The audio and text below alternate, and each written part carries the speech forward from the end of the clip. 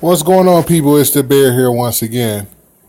So, if you haven't heard already, yesterday, after R. Kelly was charged with 10 accounts of sexual abuse, he turned himself in, and he earlier today he went for his court hearing, and the judge set his bond at $1 million. Okay. Now, I know a lot of people are saying, well, this man had all kind of concerts and all kind of stuff that he did all around the country. You would think that he would have money like Bill Cosby, but that's actually not the case. As a matter of fact, his lawyer said that he has no money at this point. Huh. Let's read on. R. Kelly makes first court appearance. Bond set at $1 million. The conditions of Kelly's bond includes that he has no contact with witnesses or alleged victims, and that he turn in his passport. Also, with that, he's not supposed to speak to anybody under the age of 18, which is, perfectly fine. You know what I'm saying? That's what got him in trouble in the first place. So, not speaking to kids under the age of 18, R. Kelly, I would definitely stay away from. Okay? I know you married Aaliyah when she was actually 15. She had a forged document that stated that she was 18, but actually at the time she was 15. That's what got you in this whole predicament in the first place. Messing around with little kids. Okay? I'm not a big fan of R. Kelly. I'm sorry. A lot of people that might read this may be like, I'm a fan and I take offense to that and all this and that. Let me tell you something. Your man, your boy, okay, he been messing around with kids for a very long time. For decades. And the first thing when they was talking about how they was going back from 1998 to up to 2010 or 2014, and I'm thinking to myself, I thought the statute of limitations on sexual abuse didn't run that far. It wasn't like he raped anybody, right? It was just sexual acts, right? Sexual abuse. But they didn't call it rape. They called it sexual abuse. So, and then the other thing of, they're talking about the sexual tape. Now, I seen that sex tape. I seen it. Yes, he did pee on that girl. And she was definitely 13 to 14. She looked young as ever. And that dude, that was R. Kelly. That wasn't no body double or none of that. It was clearly on that VHS tape. Damn, I said VHS. Me just saying that just sound weird. Okay, so let's read on. Chicago, R&B singer R. Kelly made his first court appearance on Saturday, and a judge set his bond at $1 million. Kelly, who has been charged with multiple criminal counts of sexual abuse of several underage victims, turned himself into police on Friday night. By the way, if you've seen that video of him turning himself in, it was one of the girls, Jocelyn, that I think her mom was looking for her.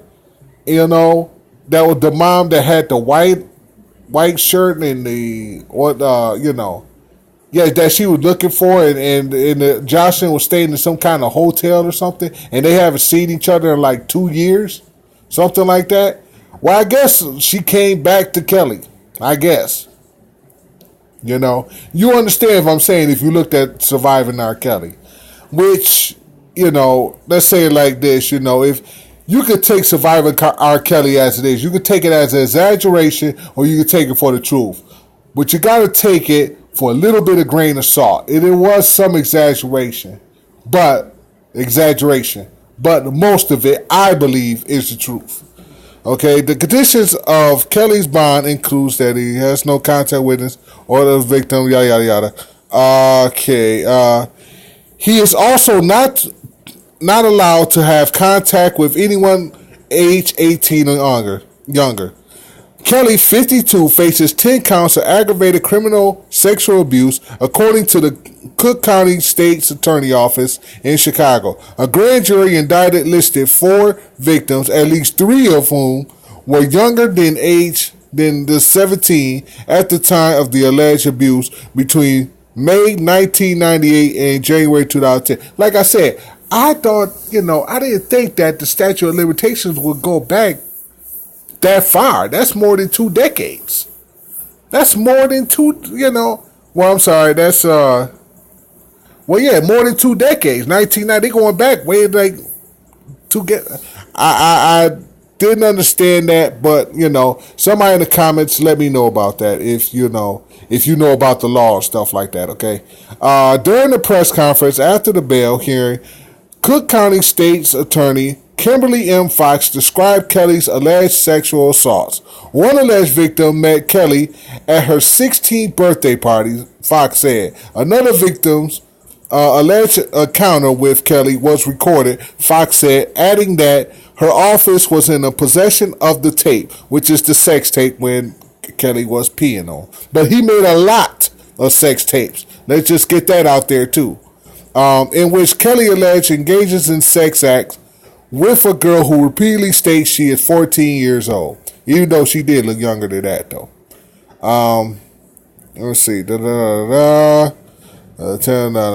can read the rest of this for yourself. It's a little bit lengthy, so you can read all this for yourself. It's at NBC.com. I'm just going to say this. I'm just going to wrap this up. I'm not going to say this. Not going to be too long, but let me tell you like this.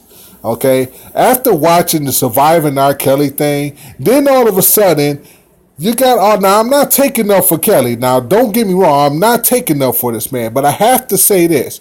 All of this happened after Surviving R. Kelly documentary came out. Why did it have to wait after that documentary came out? This should have happened a long time ago. It was 1998. Okay? Like I said, I seen the sex tape. It's definitely Kelly. It's definitely a young girl on there. You know what I'm saying? But like I said, he had made multiple of tapes. He bragged about it to his friends about these tapes. He had a home that was basically made for his sex slaves and stuff. Okay? I mean, this man, come on. He went to high school looking for young, vulnerable girls because they know that, he was the guy that had all his 12-play albums and stuff like that. Those albums was attracted, it was for the young girls. It was for the young girls. He even made a song called A Double Life. That was the life that he was living. Okay? And then, on top of all of that, oh my God, this is why a lot of churches today, a lot of people think that pastors and stuff today are hypocritical. He made a church song, I believe I can. Now listen, I'm not judging the guy or anything like that, okay? But you know about your double life, okay? Why is you making church songs? And you was up in Whitney Houston's funeral when you sung that I Believe I Can Fly and some other kind of gospel song.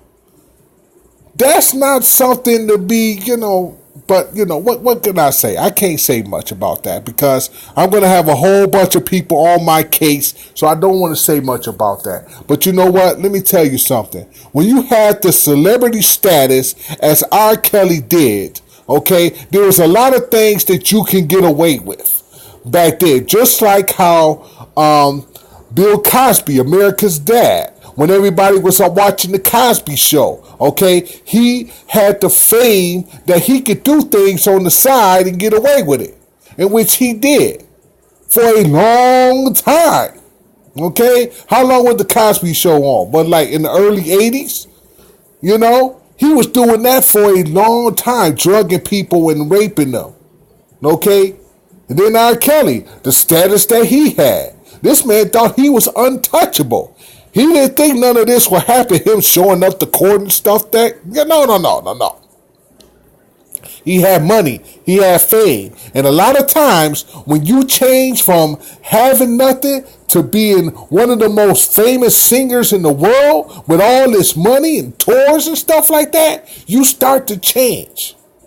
And that's what happened to Kelly. He started to think that he was untouchable. So, the moral of the story is this. Don't think you're hot stuff because you're not above the law, and karma is to bear them out. Peace.